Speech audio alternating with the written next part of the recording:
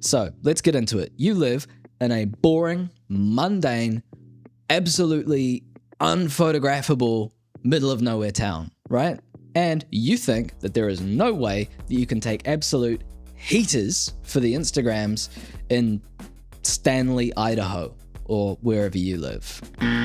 Guess what? Newsflash, you can. Don't worry, I'll teach you, and it's easier than you think. So there's 3 things that I want you to think about and keep in mind next weekend when you're out and about with your camera. Let's go through them all one by one, and then I'll show you a really cool set of photos by one of my favorite photographers that combines all of the 3 ideas into one really cohesive project that will get your creative juice machine juicing. The first one is not as simple as it might seem. Light. We all kind of know that photography is basically all about light. That's where the photo part of the word photography comes from. But how about this for a curveball? Instead of using the light to take pictures of something, why don't you try using something to take pictures of a light? It sounds really silly, but that's basically what Impressionist painters were doing. Look at this painting by Monet. What's going on in the painting isn't actually really that interesting if we're completely honest with ourselves. It's just like a bunch of people standing around by the water, right? What makes this painting so beautiful is the way that he painted the light, all of those reflections in the water and the colors and the depth of shadow and light. It's so good. Do you know what else would be really good is if you went down there and clicked on the subscribe button. So there's 2 really interesting things about this. One is that Impressionist painters were some of the first to normalize painting outside. It wasn't really like the professional thing to do or very common before they started doing it. And the other thing that they started doing is painting very quickly so that they could capture the scene the way it was before the light would change. I don't know about you, but it seems to me like old mate Claude would have really liked Portra 400. If you think about it, these painters were basically doing the closest thing to street photography that existed at the time. The other interesting thing, the group of artists that Monet was in was called the Anonymous Society of Painters, Sculptors, Printmakers, etc. That's badass. What a good band name.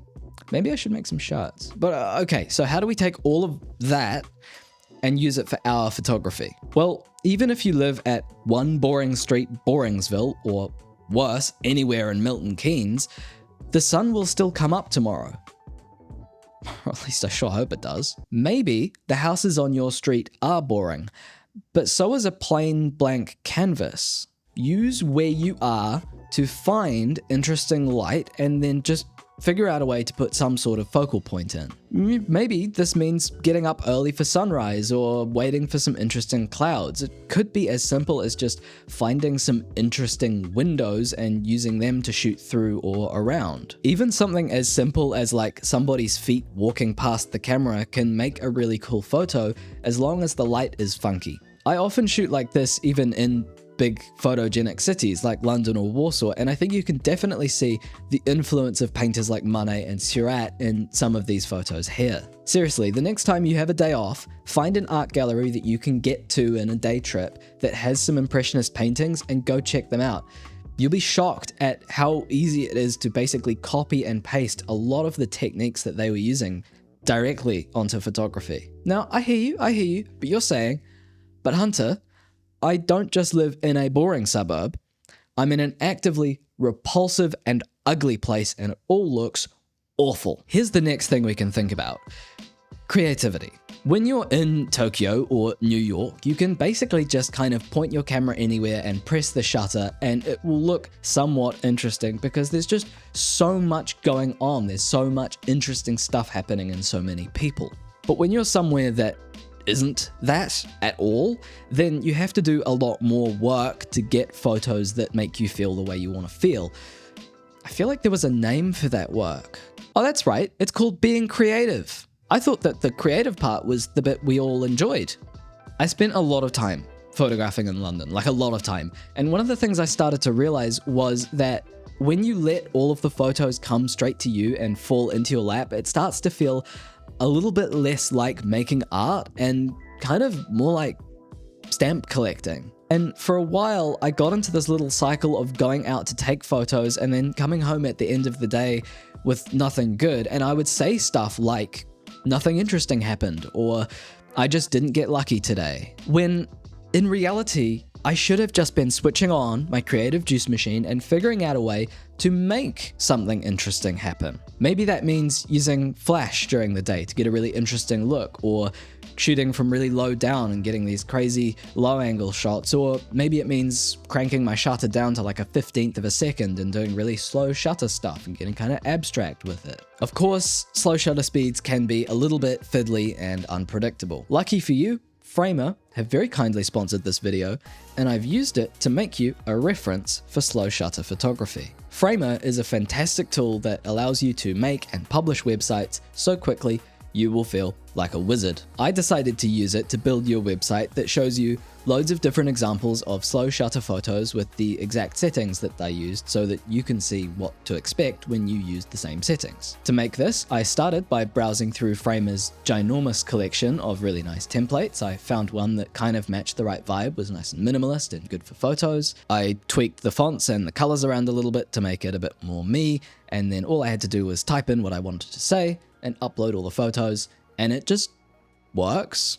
Plus, Framer is actually a super powerful tool, so it won't let you down as you grow. It's got super powerful analytics, it loads really quickly, it works perfectly on mobile, and it can even translate your website so that you can share your ideas all around the planet. So if you have ideas or photos or videos that you want to share in a much nicer and more artistic way than just on Instagram, Framer is the way to go. That way, we can focus on getting outside and taking the photos that go on the website. If you want, you can use my shutter speed references. They're available at slowshutterspeeds.com, and you can sign up to Framer for free and get 25% off your first 3 months using the link in the video description. Thank you so much to Framer and to you for supporting what I do. But aside from using the light and your creative juice machine, there's one other thing I really want you to think about the next time you're about to make that excuse of where I live is no good for photos. And that's boring.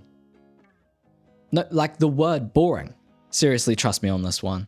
We all know what boring means. We all know how boring feels, but a lot of the time, we forget that there's actually another thing it means.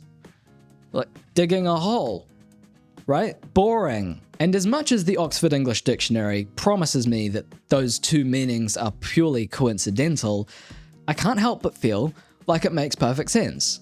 If it's boring, you need to be boring. Okay, let's try using some different words. Maybe instead of wishing you were in Patagonia instead of Gothenburg, for example, you just need to dig a little deeper. Instead of expecting a photo to appear, you have to go looking for it, like that guy who catches all those fish. I just need to catch a fish. In practice, this just means talk to people, ask questions, be curious, maybe go down to your local fire station or steel mill or tomato farm and ask if you can take photos there. Or even simpler, just ask people you know if you can photograph their living rooms. Alex Soth's project, Sleeping by the Mississippi, is one of my favorite photo books ever, but it's also a great example of how boring towns just don't exist. This photo is from Venice, Louisiana. This one is from Little Falls, Minnesota.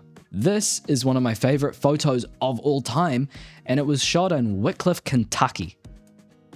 That's pretty far away from Shinjuku. Plus, when you take photos like this in towns that no one has ever really heard of, that's pretty cool. It's rewarding, and it's much more impressive than taking the same photos that everybody else has already taken. More than that, it's relatable. Most people on planet Earth do not live in Paris or Antarctica. They live in boring towns. And so if you can take that relatable backdrop and make photos that resonate with people, get them to feel things and ask questions, that's a massive win. Everyone's seen beautiful photos of Manhattan, so show them something new, a beautiful photo of somewhere they've never even heard of. Remember earlier I mentioned there was an example that ties these three concepts together really perfectly? Here it is. It's Matt Stewart's project, Industry Vig, and not just because of the photos. In case you're unfamiliar, Matt Stewart is a big-time street photographer. He's a big influence to a lot of photographers in my generation, and he's just a really nice guy. Now, he used to work in London doing these crazy candid street photos, but he's since moved to the Netherlands, and when that thing happened in 2020 that we don't really want to talk about, like a lot of us, he started to get that feeling. You know, that feeling where if you don't start creating something really soon, your head is going to explode. So instead of sitting at home and just complaining that he was no longer in London, what did he do? He went on long ass walks and he ended up finding a little industrial park called Industriveg, which as far as I know just means like Industry Street. And for ages, he would go there all the time when the light was good and he would create something from what seems like nothing. And out of that, we got these photos. While they're not the usual street photography stuff we'd expect, I think they're really beautiful. They're striking and colorful, and there's that sort of odd juxtaposition of the primary colors and the industrial estate. And I just think it's a really great example of how combining using the light and using your creative juice machine to figure out some interesting ways to frame and compose things can turn what is on the surface maybe the most default settings boring street that exists into something you'd really happily hang on your wall. I'll put a link in the thing to Matt's website so you can see and learn a little bit more about this project, as well as a link where you can see and learn a little bit more about Impressionist paintings, and a link to my Instagram, you know, if you wanna, you know.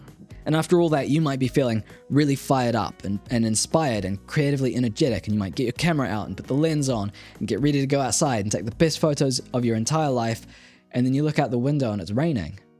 Well, I'm sorry to say, that's not a valid excuse, especially not after you watch this video where I'll teach you all of the best strategies to take banger photos even in rubbish weather.